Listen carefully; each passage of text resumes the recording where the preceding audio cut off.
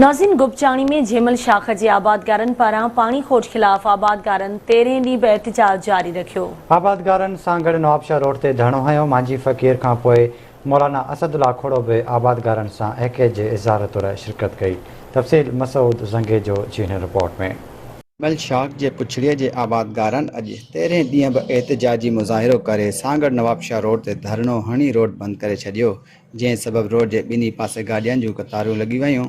आबादगारनि जे एहतजाज में मांझी फ़क़ीर खां पोइ JUI अॻवान असदुल्ला खोड़ो बि वॾे काफ़िले जी सूरत में यकजहतीअ तौरु शिरकत कई। उन मौक़े ते आबादगार अॻवाननि ऐं ॿियनि आवाज़ न्यूज़ सां ॻाल्हाईंदे चयो त झेमल शाख में पानी कोन्हे ऐं महीनो थियो आहे असां हिन एहतजाज ते वेठा आहियूं। टेक्निकली ॿुधायां, जेकॾहिं को बि इरीगेशन जो अमलदार पाण खे केतिरो बि वॾो सम्झे, चाहे सेक्रेटरी हुजे चाहे AC हुजे, हिते अची माण्हुनि खे ॿुधाए झीमल में पाणी न हुजण जो सबबु को ॿुधाए, बिला वजह असांखे साड़ियो वञे थो। झीमल शाख जंहिं गजरा वाह मंझां निकिरे थो, उन जे टेल मंझां आहे, उन गजरा वाह ते किथे बि रोटेशन न आहे। उन मां डायरेक्ट जेके वाटर कोर्स निकितल आहिनि, उन्हनि मां हिकिड़ो वाटर कोर्स बंदि असांखे ॾेखारियो। हिकिड़ी बि शाख जेका गजरा वाह मां निकिरे थी डायरेक्ट उहा का बंदि हुजे। हींअर जेको ज़ुल्म थिए पियो त अॼु जो न आहे, असां 81 खां वठी भॼंदड़ आहियूं।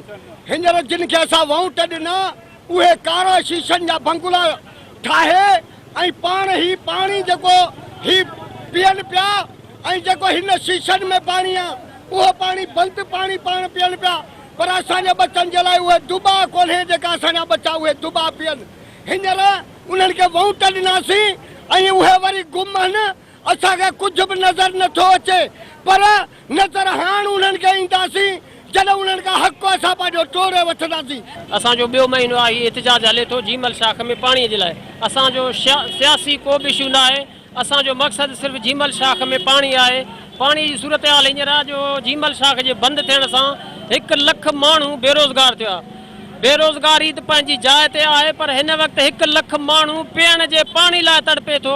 असां वटि पाणी न आहे। असां वक़्त जे हुक्मराननि खां अपील था कयूं, गुज़ारिश था कयूं, बराए महिरबानी इंसानी हमदर्दी तौरु असांखे पाणी जो ढुकड़ो ॾियो त जीअं असां पंहिंजा बचा जेके उञ ऐं बुखियो मरण न ॾियूं। ज़रूरत उन ॻाल्हि जी आहे त केतिरनि ई ॾींहंनि खां जारी एहतजाज जो नोटिस वठी खेनि पाणी फ़राहम कयो वञे। कैमरामैन अमजद शेख सां गॾु मसूद ज़ंगे जो आवाज़ न्यूज़ गुपचाणी।